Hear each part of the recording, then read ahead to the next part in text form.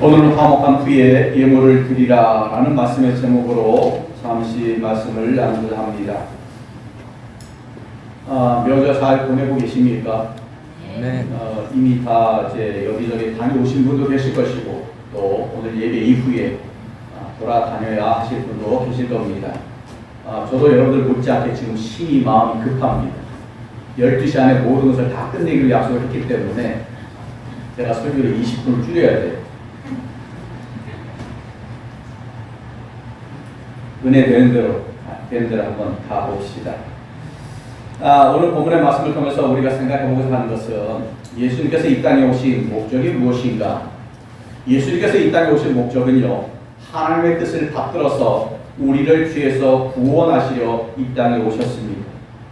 그런데 이 땅에 오시는 순간부터 그 일을 바로 행하신 것이 아니라 그 일이 이루어지는 과정 속에서 말씀을 통하여 가르치기도 하시고 또 기적과 이적을 통하여 실제 그 말씀이 생명이 됨을 가르치는 그런 일들을 우선적으로 행하셨어요.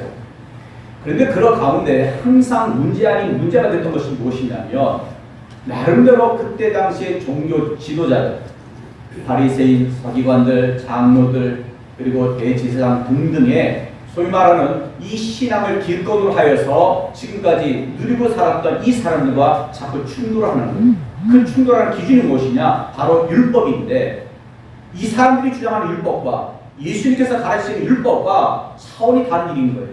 그런데 예수님께서는 분명히 말씀하셨습니다. 나는 율법을 폐하러 온 것이 아니라 율법을 완성하러 왔다라고 이야기해요. 율법 자체가 하나님께서 주신 것입니다. 그렇기 때문에 예수님께서 그 율법을 없앤다? 그러면 당신을 부정하시는 거예요. 하나님, 예수님, 성령님 삼위일체 되시는 하나님이신데 당신께서 하신 말씀을 없애려고 왔다. 그 자체가 어폐가 있는 것이죠. 내가 폐하러 온 것이 아니라 완성케 하려고 한다. 바꿔 말하면 너희들이 그 율법을 잘못 해석하고 있기 때문에 잘못 해석된 그 부분을 바로 잡으려고 한다라고 말씀하고 계신 겁니다. 그 중에 하나가 오늘 본문인데 율법에는 분명히 이야기합니다. 살인하지 말라. 살인하지 말라. 제6계명입니다. 10계명 중에 1계명부터 4계명까지는 하나님과 관계이고 5계명부터 우리 인간과의 관계 속에서 시작이 되는 말씀인데 5계명이 내 부모를 공경하라. 6계명이 살인하지 말라. 분명히 이야기합니다. 더 단 것도 없어요. 살인하지 말라. 그런데 바리새인들을 너희들이 뭐라고 가르치냐면 옛 사람에게 말한 바 살인치 말라. 누구든지 살인하면 심판을 받게 되리라 라고 이야기하고 있다고 이야기합니다. 이것이 한마디로 잘못됐다고 이야기하는 것이죠. 하나님께서는 율법에서는 살인하지 말라라는 절대 명령으로 허락하셨건만 너희들은 무엇이라고 이야기하냐면 살인하게 되어지면 너희가 심판을 받게 될 것이라는 토를 갖다 붙였다는 거예요. 여기서 심판이라는 것도요, 하나님 심판이 아닌 세상 법정의 심판입니다. 즉 살인하면 세상 법정의 심판을 받게 되니 살인하지 말라라는 거예요. 세상 법정의 심판을 받지 않기 위하여 너희들은 살인하지 말라. 하나님께서 그 기준으로 말씀하신 것이 아니거든요. 이유 불문하고 어떠한 사설 없이 살인하지 말라라고 말씀하고 있는 거예요. 살인하지 말라라는 그 계명의 목적이 너희가 살인을 하게 되면 감옥에 가게 될 것이고 또 창피하게 당하게 될 것이니 그러니 살인을 하지 말라라는 의미가 아니에요. 그 계명을 통하여서 하나님께서 말씀하시고자 하는 것은 내 이웃을 내 몸과 같이 사랑하라고 하는 그 방법을 말씀하시는 것이고 또 생명의 중요성을 가르치기 위하여 허락한 그냥 고귀한 법 그 자체입니다. 거기에 어떤 이유가 붙어서 살인하지 말라고 하신 것이 아니라는 겁니다. 그런데 세상 사람들 뭐라고 얘기합니까? 너희가 살인하게 되어지면 감옥에 가게 된다. 그러니 살인하지 말라라는 수준으로 낮춰버리는 일을 행하게 되었다는 사실입니다.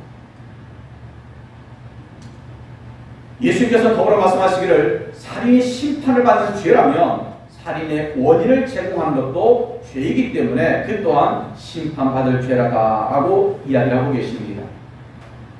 모든 행동은 원인이 있습니다. 흔히 그런 이야기하죠. 핑계 없는 무덤 없다고. 처녀가 아기를 갖게 돼도 할 말이 있다고 등등의 이야기를 하는데 다 원인이 있어요. 나름대로 그 사람에게는 정당하고 합당한 원인처럼 보여집니다. 그런데 결과를 사람들이 인정한다 하면 인정치 못하는 일들이 있어요. 어떠한 원인이든 간에 결과는 나올 것이고 그 결과를 모든 사람들이 다 용납하고 허용하면 문제가 안 될 텐데 그 결과를 놓고도 사람은 설왕설래할 것이고 더 나아가서 원인으로 넘어가게 되면 더할 나위 없이 많은 이야기들이 펼쳐지는 것이 사실입니다. 그런데 사람은 결과를 보지만 하나님께서는 원인, 그 과정을 보신다는 것을 우리가 기억해야 합니다. 살인하지 말라고 분명히 말씀하십니다. 근데 그 원인을 들여다보니 미워하는 마음에서부터 출발한다라고 하나님께서는 말씀하고 계시는 거예요. 그렇기 때문에 미워한다는 그 자체가 이미 너희들은 살인한 것이다 라고 말씀하고 있는 것이죠. 우리가 제가 이렇게 여쭤볼까요? 설마 안 계시겠죠? 설마 없으시겠죠? 제가 몰라서 지금 실수한 거 아니겠죠? 여기 살인해본 경험이 있으신 분 계십니까? 없으시죠? 이런 게 참 조심스러워요. 근데 진짜 살인죄 전과가 있는 분이 계실 수도 있어요. 그러면 이제 저 양반이 내 얘기를 하는구나 또 이렇게 되는 거 아니에요. 근데 여러분 살인한 경험이 있으시냐 말이에요. 없으실 거예요. 하지만 저희가 진짜 죽이고 싶을 정도로 미워하고 그런 마음이 불일듯 잃었던 경험이 있으십니까? 없으십니까? 저는 있었어요. 특별히 군대 때 정말 저 고참들 싹 그냥 죽여버리고 진짜 나중에 확 죽는 것을 끝난다면 진짜 그렇게 해버리고 싶은 그런 심정이 들 때가 너무나 많았었어요. 여러분들은 어떠신지 모르겠어요. 그런데 이미 그 자체가 살인한 것이라고 이야기하는 거예요. 세상 법정에서는 저 인간 죽이고 싶어 라는 그것만 가지고 저 사람은 살인죄다 내지는 법을 어겼다라고 말하지 않습니다. 그냥 그 자체가 무죄예요. 그러나 하나님께서는 무죄라고 말씀하지 않으십니다. 그런 마음을 품은 것 자체가 이미 살인죄라고 말씀하고 계시는 것이죠. 그래서 예수님께서는 살인의 3단계를 이야기하는데 첫 번째가 무엇이냐? 분노로 시작한다고 말씀하고 계십니다. 20절에 이야기합니다. 나는 너에게 이르노니 형제에게 노하는 자마다 심판을 받게 되고 라고 이야기합니다. 노한다는 것, 소위 말하는 화낸다는 것. 여러분 화내본 적 없으세요? 저는 수없이 화를 냅니다. 참 못난 인간이죠. 화를 자주 내요. 근데 화를요, 죄송하지만 여러분들에게 안 냅니다. 누구한테 내느냐? 제 가족에게 돼요. 그러니까 참 미련한 인간인 거예요. 정작 내 가족에게는 화를 내지 말고 왜? 나와 같이 사는 사람이고 내 아내이고 나와 잠자리를 같이 하는 사람이고 내 피부치들이고 하기 때문에 더더욱 화내서 안 되는데 성도들과 화나게 웃었다가 그 마음에 불편한 것들을 사랑하는 식구들에게 다 쏟아내면 그러는 미련한 짓을 하고 있는 인간이 바로 저입니다. 근데 여러분도 화낸 경험이 있으십니까? 없으세요? 근데 이 분노라는 것이요, 단순한 정말 화를 낼 만한 거리가 생겨서 올라오는 그런 분노가 아니라 여기서 말하는 분노라는 것은 옳지 못한 분노, 교만이라든가 미움이라든가 악의에 찬 그런 분노를 이야기하는 것이에요. 그런 것들은 결국 살인으로도 이어지게 된다고 이야기하는 것이죠. 아담이 죄를 짓고 쫓겨나서 가인과 아벨을 낳습니다. 그런데 가인이요, 하나님께서 아벨의 재산을 받고 자신의 재산을 받지 아니하는 그 모습을 보고 분에 쳐서 안색이 변했다고 성경을 기록하고 있습니다. 하나님께서 보시고 이야기하죠. 가인아, 왜 내가 안색이 변하느냐? 근데 그 분에 찬 안색 변화물로 인하여 결국 어떤 일이 생기게 됩니까? 동생을 들에 불러내서는 결국 우리 동생을 살인하는 일로 발전이 되게 된다는 사실입니다. 이 분이라는 것은, 의롭지 못한 분이라는 것은 심지어는 나름대로 거룩한 분노, 의로운 분노라는 말이 있죠. 그렇죠? 예를 들어서 우리가 일제시대 그 참담했던 그 현실 속에서 의로운 분노가 뒤끌어서 일본 사람 누구를 저격한다든가 죽인다든가, 안중근 의사가 입도 피고민을 저격한다든가 등등 이런 것을 가지고 우리는 살인했다고 말하지 않습니다. 저 인간들만 살인했다고 이야기하지. 우리는 잘했다고 우리가 박수치죠. 의롭다고 이야기합니다. 마땅히 해야 할 일이라고 생각합니다. 내가 못한 걸 저 안 죽은 의사가 했다고 오히려 칭송합니다. 그런데 그 의로운 분노조차도 잘못 조절하면 죄로 빠질 수가 있기 때문에 우리는 늘상 경계하고 조심해야 할 부분이라는 겁니다. 그렇게 분노로 시작되는 것이 살인인데, 두 번째는 뭐냐면 그 분노가 분노에서 끝난 것이 아니라 욕으로 발전하게 됩니다. 오늘 본문이 이야기하죠. 형제를 대하여 나가라 하는 자는 공회에 잡혀가게 되고 라고 이야기합니다. 욕. 또 여쭙겠습니다. 여러분 욕해본 적 없으십니까? 현지는 고개를 왜 두리번거려?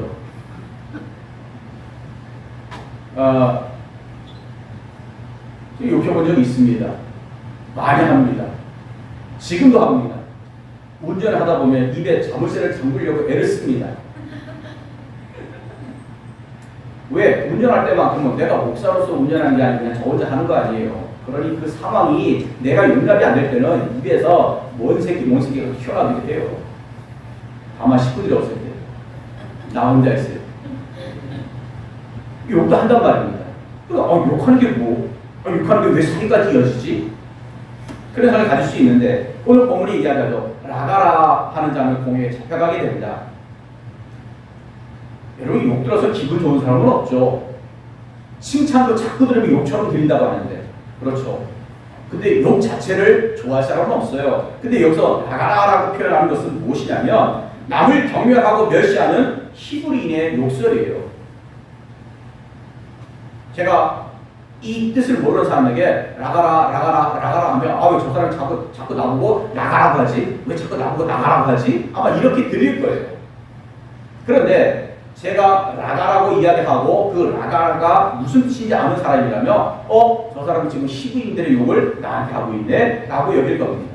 근데 그 뜻은요, 쓸데없는 놈, 머리가 텅 빈 놈. 여러분들 여쭐까요? 여러분 어려서 이런 말 한 번이라도 들어본 적 없으십니까? 저희들 어려서는 이런 얘기 참 많이 들었던 것 같아요. 그리고 이게 이제는 일상화가 돼서 욕 아닌 욕 같지 않은 욕. 에이구, 이 쓸데없는 놈. 이 쓸데없는 인간. 머리 텅 빈 놈. 너 머리를 장식으로 달고 다니냐? 이런 얘기가 많이 들었잖아요. 근데 이걸 우리가 기분 나쁘게 하지만 막 살인을 일으킬 만큼 막 분노에 찬 그런 욕으로 받아들이지는 않으셨을 거예요.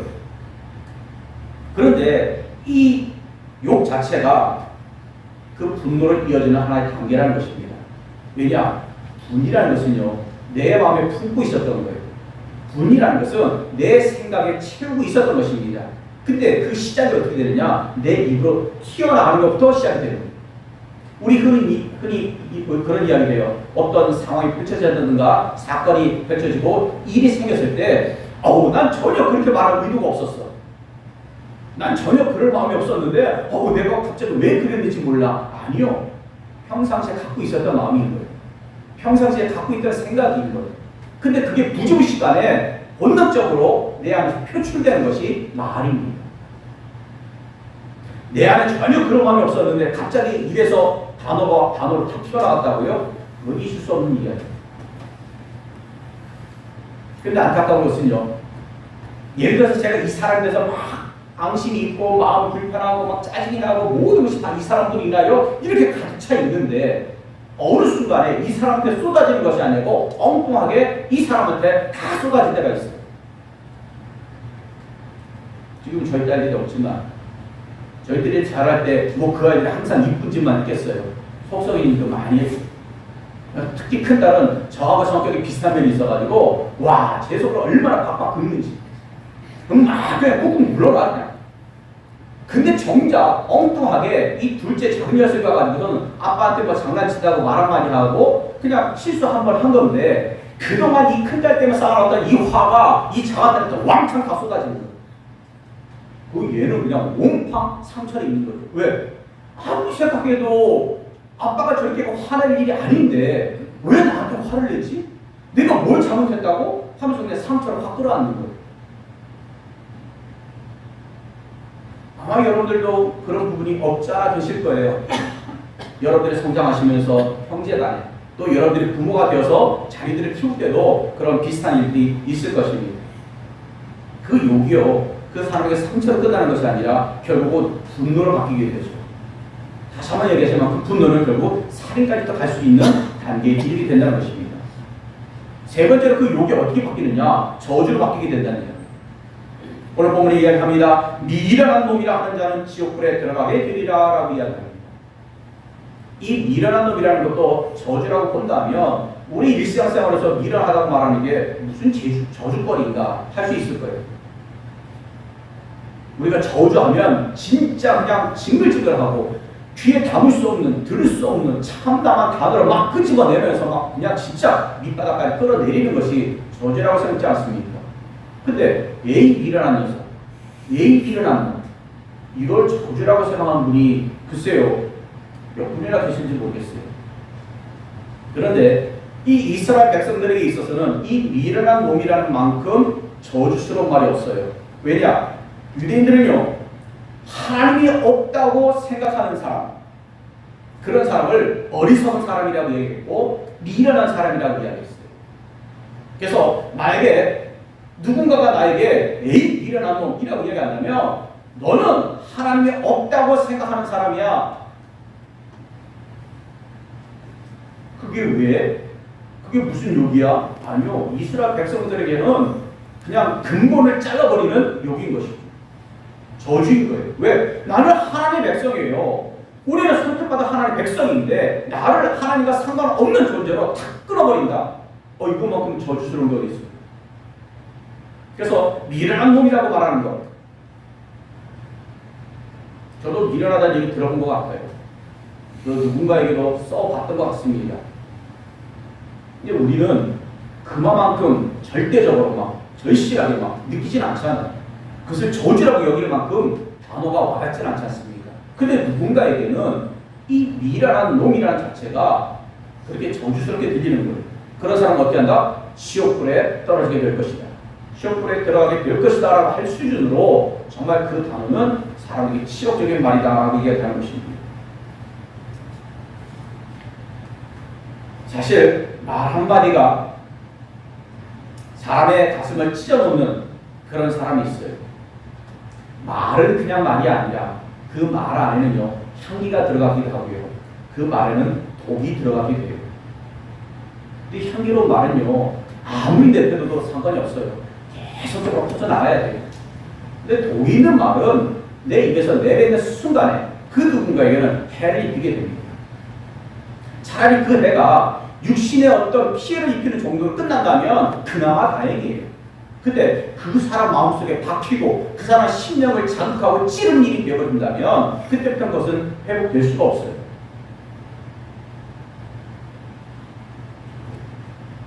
우리 인생을 살다 보면 그런 부딪힌 일들이 참 많이 생기기도 해요. 근데 누군가가 나한테 독설을 하고 누군가 나한테 저주를 하고 누군가 나한테 지적질을 하고 누군가 나한테 탓을 할 때에 그 화살들, 그 독화살들이 나한테 다 꽂히죠. 견딜 수 없이 아파요. 막 화가 나고 짜증나고 왜 내게 이런 일이 일어난다 하는 그런 생각이 드는데 웃긴 것은요. 그 독화살이 꽂히면요. 얼른 화살을 뽑아내고 독을 뽑아내는 일이 우선이에요. 그렇죠? 근데 우리는 어떻게 하는지 아세요? 그 독화살이 다 가슴에 박혀있는데도 불구하고 이 독화살을 누가 나한테 쐈지에만 관심이 있어요. 어떤 놈이 나한테 그런 얘기 했단 말이에요. 누가 나한테 거기만 관심을 갖고 그 사람 찾아내고 안 갚고 가려고 일을 바득바득 하는 것이 인생이에요. 그동안 나는 죽어간단 말이에요. 온몸에 내가 지금 목이 퍼지고 있는데 이것을 해결할 생각하지 아니하고 누가 나한테 독화살을 쐈지에만 관심을 둔단 말이에요. 내가 살려면요 그건 둘째치고 얼른 화살부터 뽑고 독을 뽑아내는 일이 우리가 해야 되는데 우리 안에 지금 수많은 화살들이 꽂혀 있어요. 여러분도 말씀이지만 저에게도 여러분들에게도 지금 많은 상처들의 화살들이 꽂혀져 있어요. 이 교회 47년 역사 속에서 이런저런 화살들이 꽂힌 것들이 있어요. 그게 목회자 때문인지 아니면 성도들 간 문제인지 아니면 어떤 이유에서든 간에 여러분에게 상처가 날 화살이 꽂혀져 있어요. 근데 지금도 보면 이 화살을 뽑고 치료할 생각을 안 하시고 이걸 끌어안은 채 다른 것들만 추구하고 계세요. 이 상처가 회복되지 않고 이것이 치유되지 않은 상태에서 교회가 부흥이 된다 한들 나는 죽어가는데 내 신령은 회복이 안 되는데 그 성도들의 새 성도가 들어온다 한들 그 사람을 무슨 마음의 여유로 그 사람들을 품고 사랑하고 끌어안을 수 있겠냐면 이분을 사랑한다고 이야기하는데 사랑할 수 있는 마음의 여유가 없어요. 오늘 하장님께서 찬송을 준비하셨는데 그 찬송 가사가 제 마음에 또 들어오는 거예요. 천사의 말을 한들 무슨 소용이냐고요. 사랑합니다. 축복합니다. 아무리 말만 하면 못해. 그 사람이 정말 사랑받는다는 것, 그 사람이 정말 축복받는다는 것을 느낄 만큼 나와 함께 동화가 되어야 되는 것 아닙니까? 내 안에 그 사람이 들어올 수 있고 내가 그 사람 안에 들어갈 수 있어야 진정한 성도의 모습이고 교회의 모습이 되는 것 아닙니까? 근데 말로만 사랑합니다. 축복합니다. 저 사람을 내 안에 담을 만한 그릇이 준비되어 있지 않아. 이 온통 화살로 꽂혀져 있고 온몸에 다 독으로 퍼져 있기 때문에 품을 여력이 없어.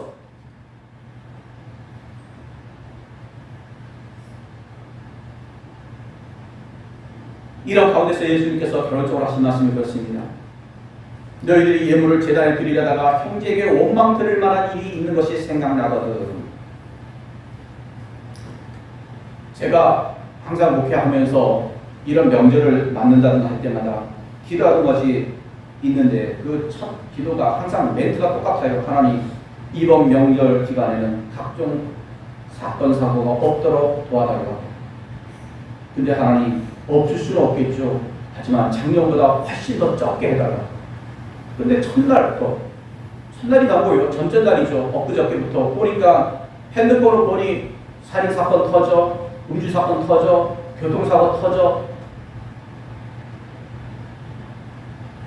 살인사건이 어떤 그러한 관계 속에서 살인사건이 아니라 형제간에 고향에 만나서 부모 앞에서 싸우고 치고받고 칼군 나고.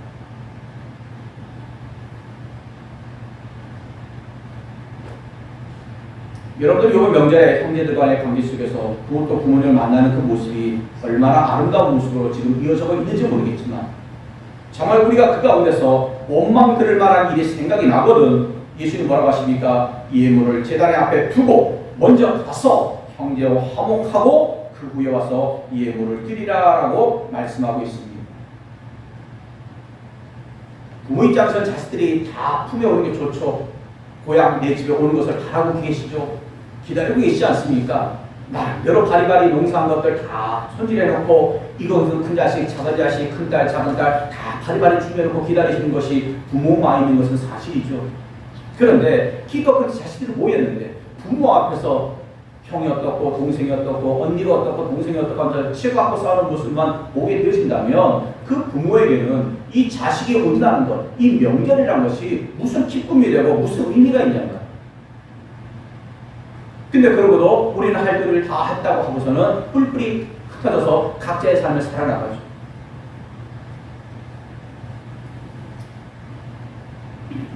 이사야 1장 11절을 이야기합니다. 여호와께서 말씀하시되 너희의 무수한 재물이 내게 무엇이 유익하뇨? 나는 수량의 번제와 살진 짐승의 기름에 배를 넣고 나는 수송아지나 어린 양이나 순염소의 피를 기뻐하지 아니하노라 라고 이야기합니다. 이스라엘 백성들의 각양의 제사를 하나님께 드리면서 제물을 드립니다. 근데 속된 말로 하나님께서 고기 못 드셔서 반장하시냐는 말입니까? 그렇게 열심히 고기 갖다 드리면 제물을 갖다 드리면 하나님께서 아이고 배불러, 아이고 기뻐라, 아이고 좋아라만 하실까요? 그런데 실상 너희의 그것을 나에게 바치면서 너희들의 중심은 무엇이냐 이거예요. 마지못해서 제물 드리고 마지못해서 예배 드리고 그리고 밖에 나가서 여전히 형제간에 치고받고 싸우고 12축복을 내가 축복할 것만 그 12축복들이 지들끼리 잘났다고 하는 그런 관계 속에서 결국 뿔뿔이 흩어지고 갈라지고 두 나라로 쪼개진다 하면 나중에는 북이스라엘 날아가 버리고 남유다 망해버리고 하나님께서 축복하신 그 땅에서 완전히 멸절되어지는 그런 상황이 펼쳐지는 그때에 하나님께서 뭘 기뻐하시겠냐 이야기합니다. 너희들이 예배보다 우선된 것이 무엇이냐? 바로 회개라고 이야기합니다. 우리가 예수를 믿는 것보다 우선되어야 되는 것이 무엇이냐? 바로 회개입니다. 왜? 예수님께서 이 땅에 오신 목적은 의인을 구하러 오신 것이 아니라 죄인을 회개시켜서 구원케 하시려고 오신 것이에요. 내가 예수 믿는다는 것은요, 내가 죄인이라는 것을 인정하는 것입니다. 그리고 회개하는 것이에요. 그 일이 우선돼야만 내가 진정으로 예수를 믿을 수가 있고 그분이 내 구세주가 될 수 있어요. 아, 내가 지난 잘못을 됐다 치고라고 해서 될 일이 아니란 말입니다. 해결을 해야 돼요. 고백을 해야 합니다.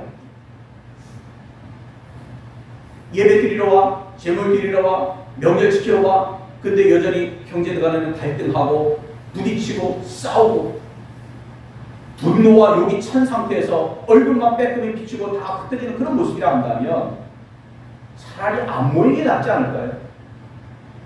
얼굴 한 번 더 봤더니 더 화가 나고 얼굴 한 번 더 봤더니 더 욕이 튀어나가고 그런 우리에서 결국 치고받고 뿔뿔이 흩어지고 하는 거라면 안 보는 게 차라리 낫지 않을까요? 근데 오늘 본문이 이야기합니다. 저는 화목의 제사를 드리라고, 나는 그런 화목의 제사를 받고 싶다고 하나님께서 말씀하고 계세요. 지금까지 일정은 여러분들 어떠셨는지 모르겠지만 오늘 이후에 오늘 오후 저녁 그리고 내일 연휴까지 나름대로의 계획이 계시겠죠. 근데 그것이 사람 만나는 일이라고 한다면 친척이 됐건 친구가 됐건 누가 됐건 간에 사람 만나는 일이라고 한다면 여러분들의 삶 가운데 그런 삶의 화목의 예고를 제사를 하나님께 드리기를 부탁을 드립니다. 여러분들의 말 한마디가, 여러분들의 표정이, 여러분들의 행동이 그의 마음을 녹일 수 있도록, 그의 마음이 풀어질 수 있도록, 오히려 그들의 분노를 진정시키고 욕을 닫게 하고 그 마음의 상처, 화살을 뽑아주고 오히려 그의 몸을 퍼지는 독을 뽑아줄 수 있는, 치료해줄 수 있는 여러분 되실 수 있기를 부탁을 드립니다. 이게요, 2012년 7월 27일자로 붙은 경고문입니다.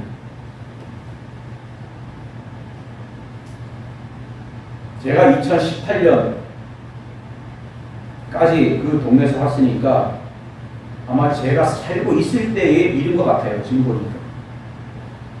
제가 2006년부터 2018년까지 그 아파트를 살았는데 서울 강남에 있는 음마아파트입니다. 근데 경고장의 이유가 무엇이냐? 배달사원 승강기 사용 자제 안내.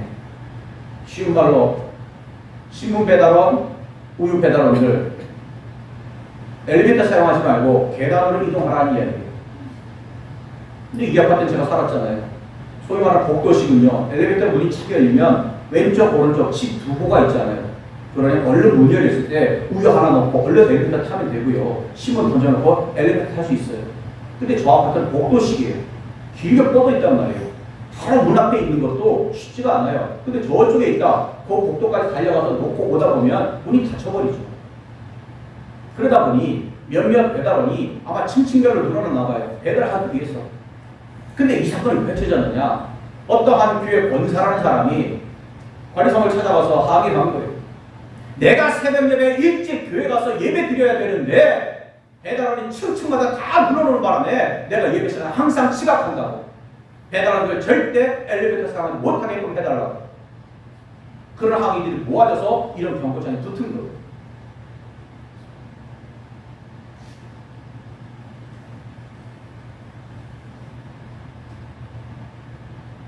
그분의 신앙의 삶의 모습이 어떻게든 살아보려고 애를 쓰는 그 배달원들에게 어떻게 비춰졌을까요? 특별히 그분들이 믿지 않는 분들이라면, 관리사무소의 그 직원들이 믿지 않는 분들이라면 교회 간다는 권사가 저렇게 자기 예배 드리는 거 늦는다는 핑계로 다른 사람들 사용을 못하게 해달라고 항의하는 그 모습을 어떻게 받아들이고 이해할까요? 그래서 교회 가서 이해할 거 아닙니까? 사랑합니다. 축복합니다.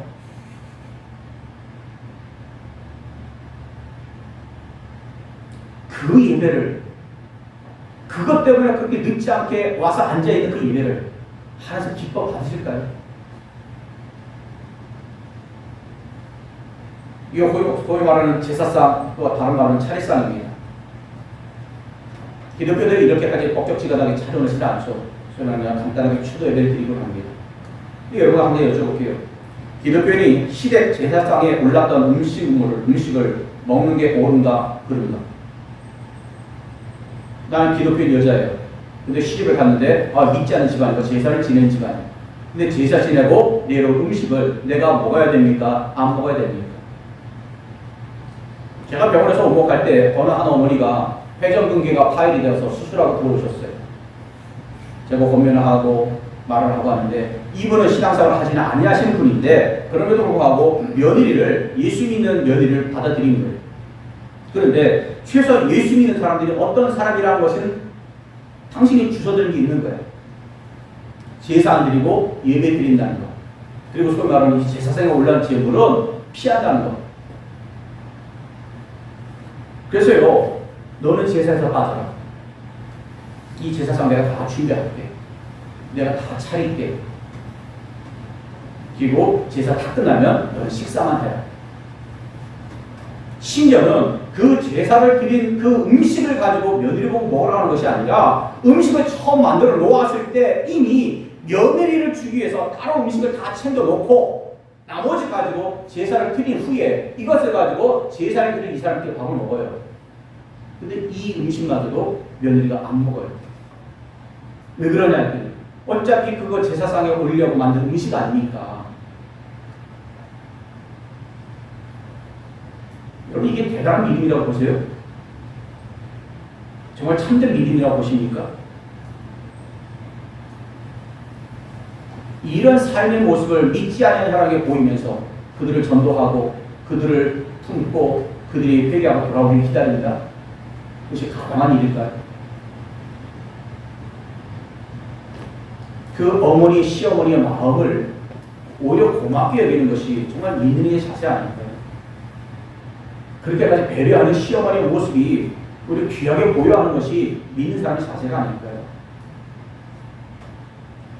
우리가 삶의 예배, 삶의 예배, 삶의 예배. 여러분들 이 교회 안에서는요, 여러분보다 누구보다 제가 여러분에게 거룩하게 보일 수 있어요. 거룩한 척도 해야 합니다.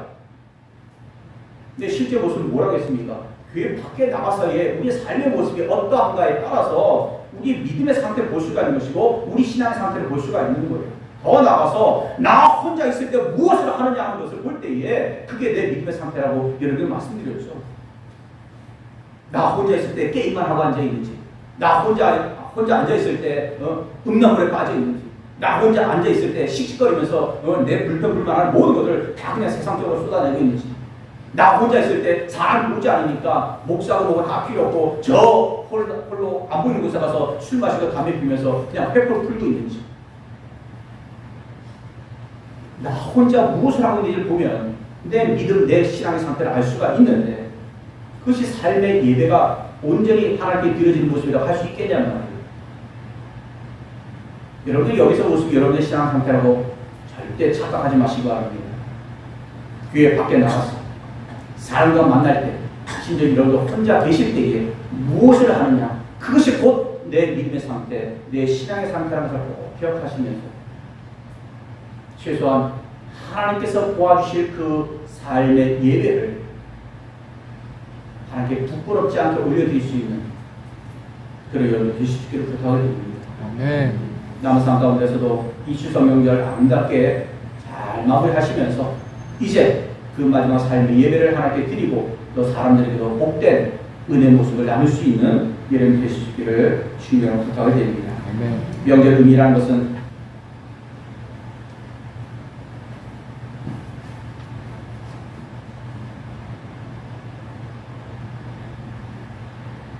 이건 생각지 않았던 오류입니다. 왜 이렇게 됐을까요? 명절 의미라는 것은 조상님께 감사한다. 예, 믿지 않는 분들에게는 그게 맞는 이야기예요. 근데 궁극적으로 우리의 진정한 감사는 무엇이냐? 그 조상님마저 이 땅에 있게 하시고 그 통로를 통해서 나를 이 땅에 있게 하신 하나님께 감사하는 것이 진정한 명절의 의미라고 생각해요.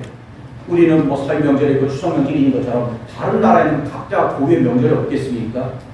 근데 그 의미가 뭐예요? 전부 다 조상님만 섬기고 조상님만 감사하느냐? 아니요. 이스라엘 백성들이 절기는 모든 절기는요 다 하나님께 감사하는 거예요. 조상님께 감사가 아닙니다. 하나님께 감사합니다. 물론 거기는 유대교이고 또 하나님 선택한 백성이니까 그렇지 라고 생각할 수 있겠지만 어쨌든 어떤 민족, 어느 나라에서든 간에 모든 명절이 있는데 그 명절의 의미는요, 지금 나만을 생각하는 것이 아니라 먼저부터 내려왔던 모든 전통과 전례와 유래와 관습과 이런 관계 속에서 감사함을 구하는 것이 명절의 의미이고 그들이 하는 어떤 제례의 모습이기도 합니다. 근데 우리 핵심은 그것이어야 돼요. 단순하게 조상님을 섬기는 조상님께 감사하는 것이 아니라 그분을 조차도 이 땅에 있게 하시고 그분들을 통하여 나를 이 땅에 있게 하신 하나님과 나와의 관계 속에서 진정한 감사할 수 있는 그런 명절의 의미를 되실 수 있기를 주님의 이름으로 부탁을 드립니다. 사랑의 하나님 감사합니다. 복된 명절 주선 맞이하여 저희들이 이날을 잊지 아니하고 하나님 전에 모여 예배를 드립니다. 하나님 분주한 가운데 바쁜 가운데서도 거룩한 주일 안식일을 지키라고 하시는 하나님 말씀의 뜻을 따라서 저희들은 온전한 주일 성수를 하고 있는 이때에 하나님 기뻐 받으시고 이것이 저희들의 습관적이고 또 관습적이며 그리고 어찌할 수 없는 예배의 모습이 아니라 진정으로 하나님께 올려드릴 수 있는 예배, 하나님께서 기뻐하신 삶의 예배, 또 흠양하실 수 있는 화목의 예배가 될 수 있도록 인도하여 주시옵소서. 혹 마음에 부족한 하나님 뵙기에 부끄러운 모습이 있다 한다면 이 시간에 온전히 회개를 통하여 이제 그 회개된 모습으로 다른 사람들도 더욱더 화목의 모습으로 풀어나갈 수 있는 저희의 시작과 또한 출발이 될 수 있도록 인도하시고 남은 시간도 하나님께 복된 하나님께 은혜를 올리며 하나님께 저의 삶을 올려드리고 또 사람들에게 하나님께 받은 은혜를 나누기에 부족함이 없는 그런 남은 명절 기간이 또한 될 수 있도록 인도하여 주시옵소서. 예수님의 이름으로 감사 기도드려옵나이다. 아멘.